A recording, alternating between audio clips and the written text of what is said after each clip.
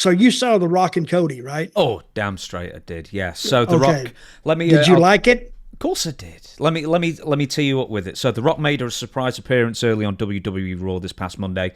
He came out to interrupt a monologue by Cody Rhodes. Not advertised. The crowd went, absolutely freaked out. Then The Rock whispers something to Cody Rhodes off microphone. Lip readers went back and found out afterwards that he said, "Cody, tonight I'm going to make you bleed." And then he leaves. And then the commentators say The Rock has left the building. He's gone. Like Elvis, he's left the building.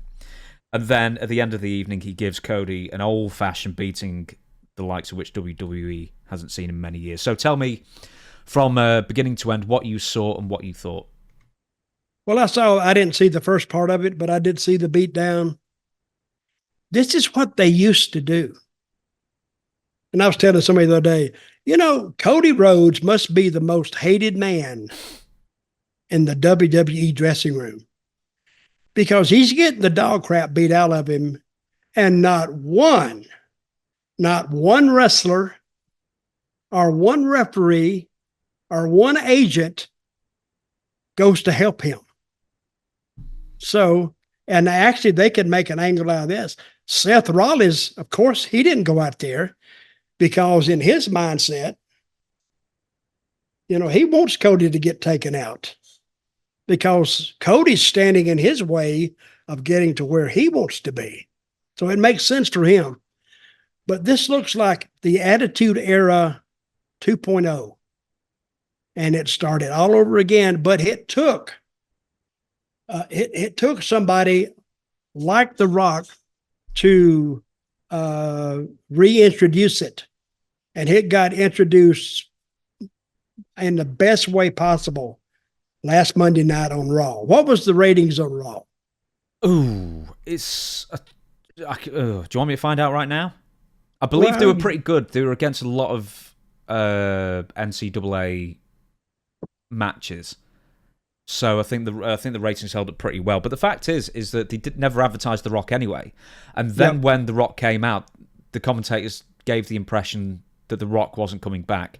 What did draw in fans was CM Punk being advertised, and then he and Seth and Drew did a good 25-minute promo that sort of almost got out of hand time-wise, but it ended up being very compelling. But what else? But what Rock did also that reminds me of the Attitude Era. Yeah. That he says, he makes the people think, what did he say? What did he tell Cody? But he says, but they never released that on the show, right? No. It was only afterwards. Cody, tonight I'm going to make you bleed. But they didn't bring that up on the show at all. No, the commentators didn't say, "Hey, this is what he said." No. But now the people that didn't get that, they're saying, "Oh, remember they used to make you wait to the end of the show to see what they're going to do." And a lot of people would wait. Of course, I would wait because it was interesting. To see something I like in wrestling, that means everybody, any casual fan, would find it interesting too. And when he finally caught him, he made him pay. One thing I did see in watching it is that when Cody started bleeding, The Rock was way away from the camera. He was over there next to that bus, I guess. And then when he went back over there, Cody's bleeding. So that goes to show me that The Rock, but being in movies, and I don't even have to be in the movies to come up with this, but he took the camera off Cody and put it back on Rock. And by the time he got back over there, he's a bloody mess. So I like that. Now I think you have people in WWE, they're caring about not only their work, but they're caring about their story. And see, I used to hate the girls going down to the ring, like Vince would have them going, they were smiling and they'd, wait a minute, you're going into battle, allegedly, there's that word again. You're going in there to fight some other person, another human being. Why are you so happy? You don't see boxers going to the ring and all laughing and waving at the crowd. They go in the ring, they got their game face on. So I don't know if they're hadn't paid attention to a girl going down the aisle lately because I hadn't watched it lately. I just watched the highlights of it. But I don't know if they were kind of temper that down, because I think Rock would tell them, listen, if you're going into battle, look like you're going into battle. They know what you look like. So I don't know. That's just a little peak of thing that, bothers me. When you talked about the blood, when I first saw it, I actually thought, because, they do the old Tennessee switcheroo, the camera goes off there and then it comes back again. I thought it was fake blood at first. See, why did you think that? Because it was very red.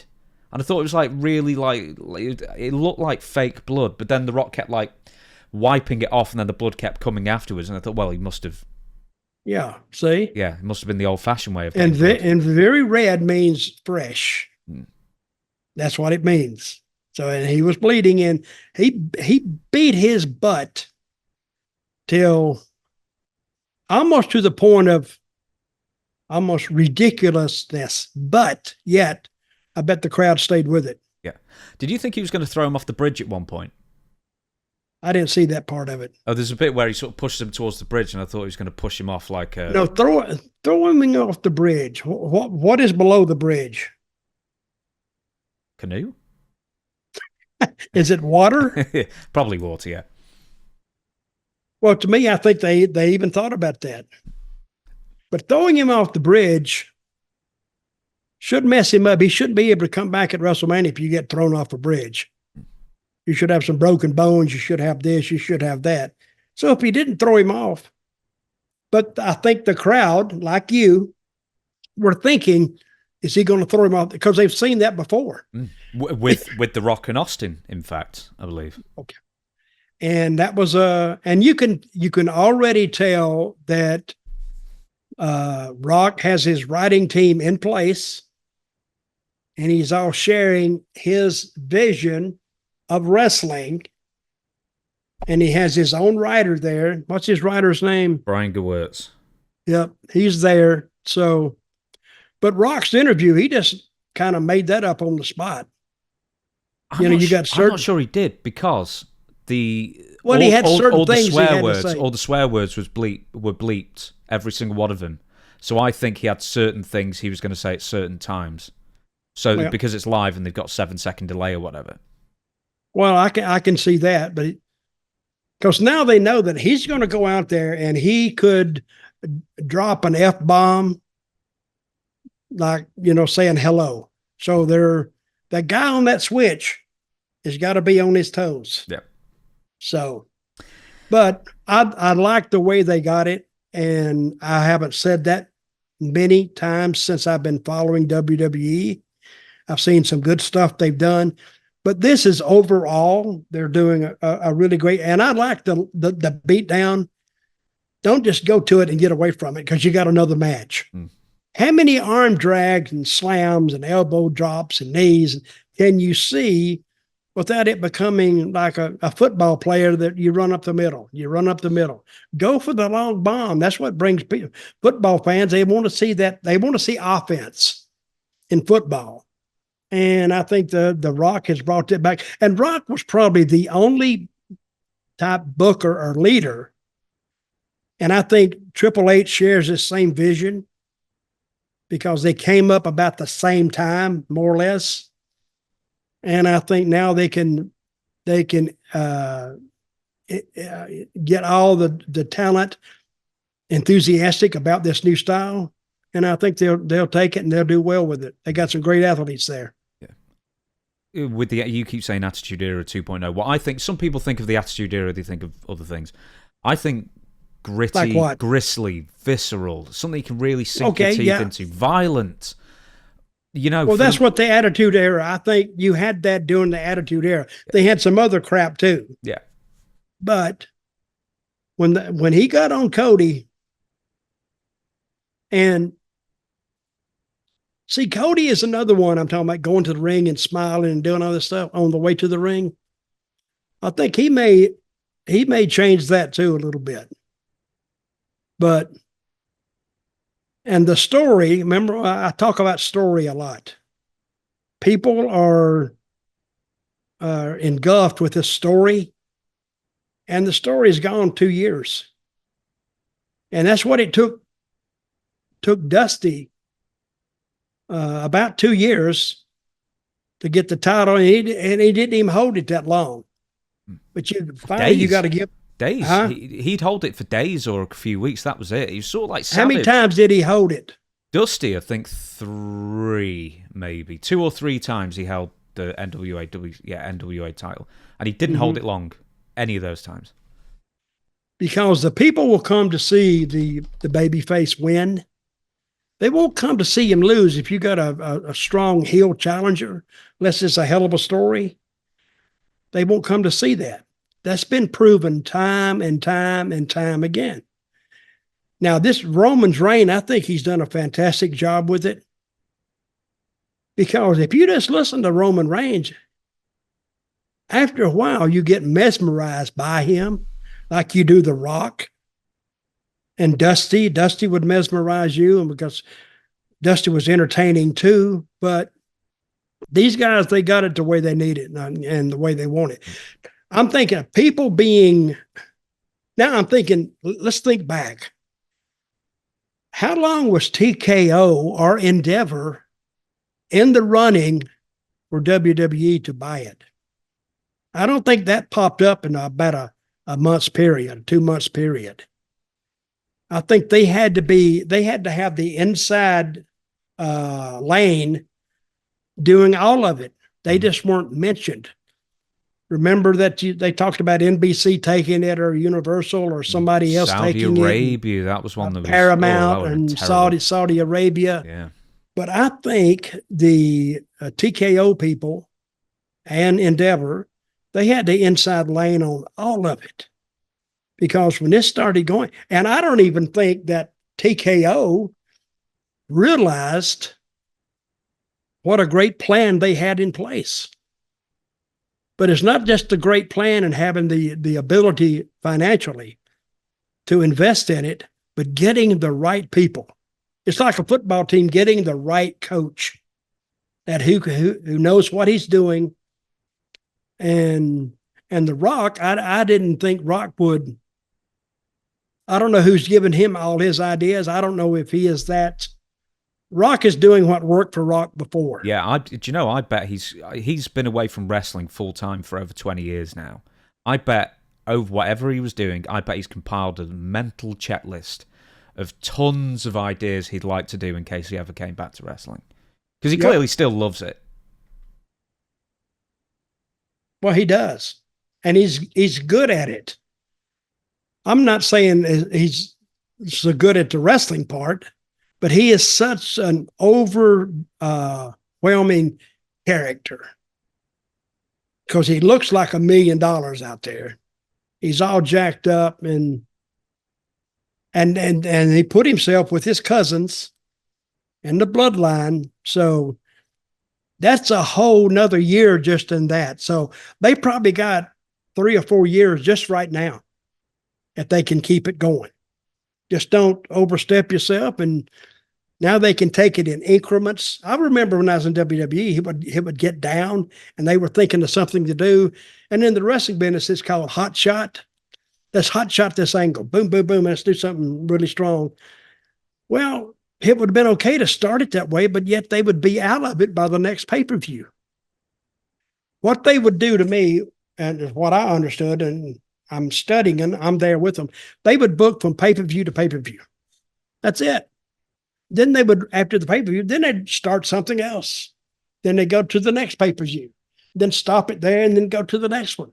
Well, it was start, stop, 10 times during the year. But with the bloodline, they've kept that going. Now, you have a lot of people complaining, Roman's, he's been the champion too long. And yeah, I get that. I don't see the business going down with him being champion. And what they've done, they've built a desire to see Roman lose that title. And of course, he can only lose it at this point to Cody. Because if you had somebody else come in and take it, that screws everything up. Now, when you're trying to just think of what this WWE creative they have to deal with. They got to think of the collective mind of the fans out there and the TV audience. They got to think collectively, and now they can take their time because they have their attention. Now you don't do anything crazy. You do and they can ride this for 3 years. There used to be a saying, and I don't know where it came from, that the wrestling fan base turns over about every 3 years. Did you ever read that, something like that? I remember hearing something like every storyline can be recycled every 7 years.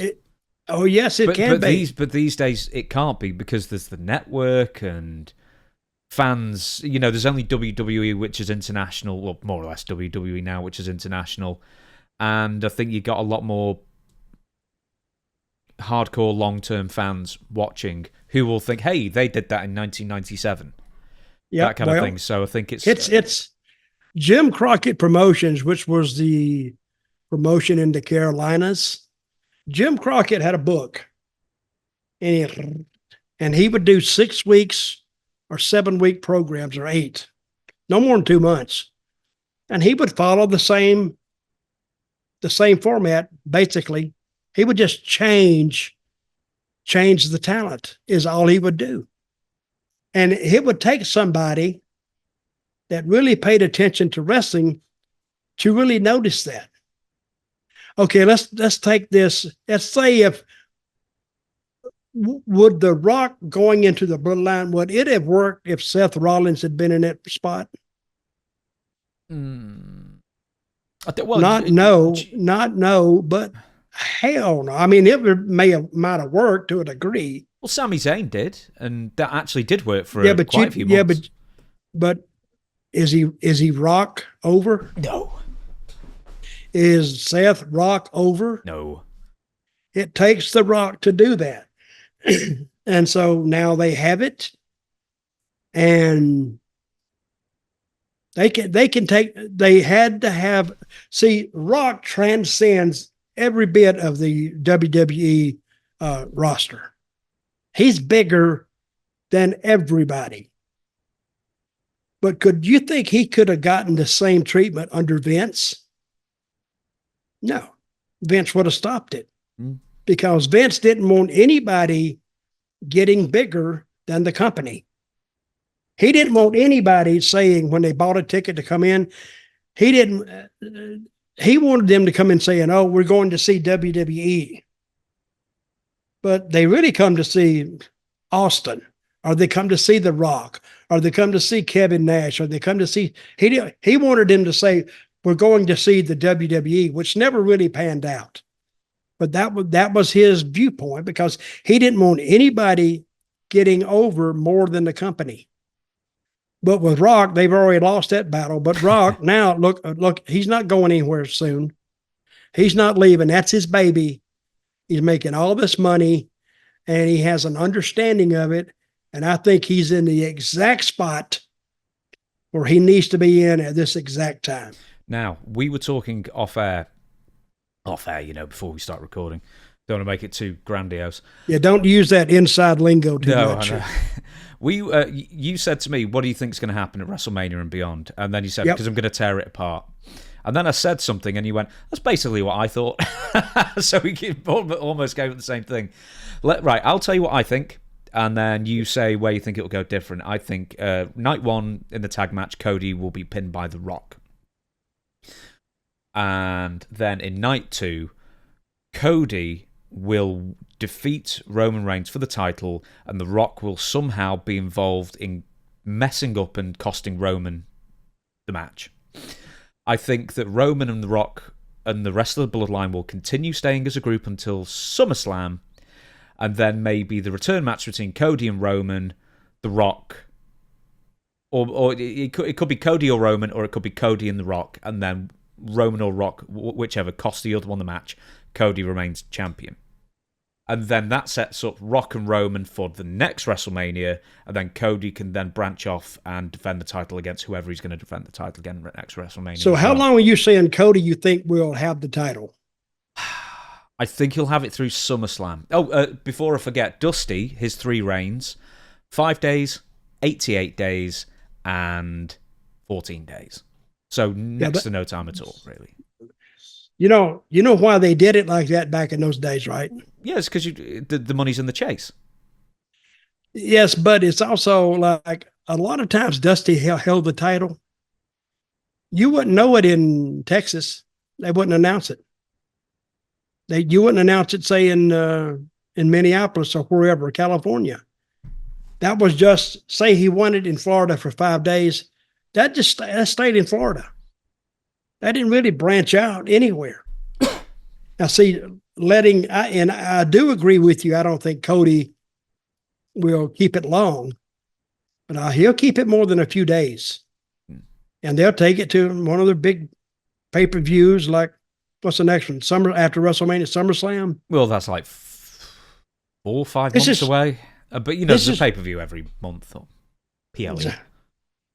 And see, another thing they watch very closely is merchandise sales. Cody's merchandise apparently is flying off the shelves. Absolutely. And so they look at that and they say, this guy is freaking over. So they're going to realize how much money they're making there not as opposed to, but added on to the pay-per-view totals and their house shows. So that makes, they got Cody in a spot now where he might be the best paid wrestler, except for The Rock and Roman of all of them. But I think, this is what I think. I think Cody's going to lose, like you say, the first night. And then they're going to do a number on Cody, I think. I brought this up. I think we'll have him actually helped to the dressing room or gurneyed out, maybe, because they beat his ass that bad. And the second night, we could start that Cody Rhodes hasn't been given the go for this match tonight, but they won't announce that to halfway through. And Cody says, I've waited this long. They're going to have to kill me before I'm not going to go. And have him go back out there. And here he comes, Spirit of 76. You can beat me down, but you can't keep me down. And then go out there, and then he goes through it all again. And I think then Cody somehow, through a misdirection with The Rock and Roman, Cody goes over and wins. And now that takes precedent over Cody winning. And now I think people leave that pay-per-view saying, now what? Now what's going to happen? I think they need to tease the breakup of the bloodline between Rock and Roman for months ahead, and then another match is cost by him. That can be the start of it. Yeah, that's the start of it. And now, who you going to be with? Now the bloodlines they got the story like, who you going to follow? You going to go with Rock? You going to stay with Roman or whatever? I mean, not right off the bat. And then now you got Paul Heyman. Now he's got something to do. He has to patch this bloodline back together, or his meal ticket's gone. So I think you're going to have a lot of viewers for that, plus what else they build. So we'll see. Because I've often said, let me say this. Okay. I've often said it's not the first step you make in an angle, it's the second step. And the second step in this, even though you put the baby face over, now you got another point of interest that they're interested in. Now you got Cody, everybody's happy, and they're actually happy that the bloodline may be showing some dissension and some breakup. I think you're going to have the people leaving Philadelphia that Sunday. Is it a Saturday into Sunday night this time? Yep. I think you're going to have them leave them Sunday night. They're going to all be yapping. And the people on the pay-per-view will be yapping. So, and I want to see what Meltzer says about it. Will they give it a 5-star match? I've got something for you. All right. When The Rock and Roman Reigns eventually break up, in my opinion, it should be further on in the year. Keep it going. Keep the tension going. The Rock turns heel, or more heel, and Paul Heyman ditches Roman Reigns for The Rock. And then Paul Heyman does all the interviews for The Rock, and The Rock doesn't speak. So you've only got Paul Heyman talking. The Rock doesn't do any of his crowd-pleasing catchphrases. And then Roman Reigns has to be the guy who gets the fans behind him and beats him down and eventually gets his revenge at next year's WrestleMania. Well, that does sound good. I think at this point, they might be needing, after a year or two, to turn Rock back into a babyface. People love him anyway. I don't care, because he says the things they want to say, but can't say, but he can do it anyway. I don't know. Like I said, they've opened so many doors. Now it's according to what hall they need to go down. And that's a great feeling for a creative team. Now they don't got to stay up night and pull their hair out and say, what are we going to do? What are we going to do? They've already done most of the work already. Now they just got to tell and add to the story. Now they got a long-term thing they're working for, I'm sure. I don't know what that is. But that's the point of being a wrestling fan. I want them to surprise me. And I want them to show me or demonstrate to me whether I want to follow this or not. And I don't think I won't say this. I don't think they can screw this up. But yes, in wrestling, you can screw it up. That's why they need to go in short bursts instead of long. Short's always better, because if you make a mistake, you can back it up just a little bit. That's one of my booking rules. Don't go too far that you can't back it up. In case one guy gets hurt or something, you can't leave him like that. So you got to back it up. Now, what's the purpose of backing it up? Just don't go so far that you can't say, let's bring this back and adjust it a little bit back to where it was. But I don't think they'll run into that on this one. I think they got some experienced hands and they know exactly where they're going.